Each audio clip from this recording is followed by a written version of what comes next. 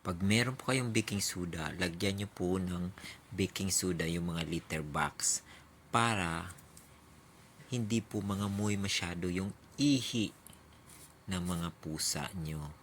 Pagtanggal nyo, walang amoy.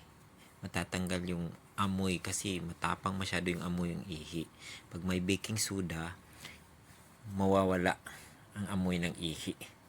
Tapos, sa kanyo lagyan ng bagaso. Ganyan.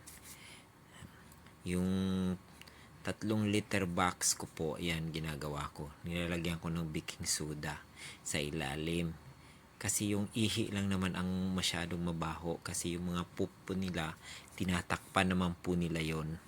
Unless kung hindi sila marunong magtakip.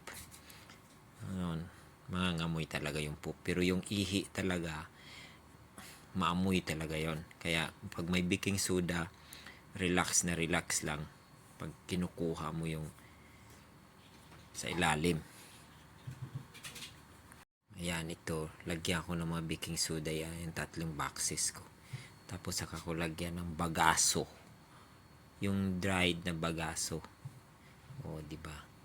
Ayan na yon. Ayan. Tapos ito naman yung nagamit na ng mga bagaso. Kinukuha ko na yung mga may ihi. Tapos, lalagyan ko ulit ng baking soda. Ayan yung mga nilagyan ko nung umaga. Pagkahapon, tinanggal ko ulit yung mga naihi sa bata. Tapos, lagyan ko ulit ng baking soda. Tapos, ganyan. Tapos, tagilid ko na lang. Tapos, dito na naman sa kabilang side.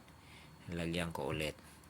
Para hindi masyado matapang yung ihi ng mga pusa.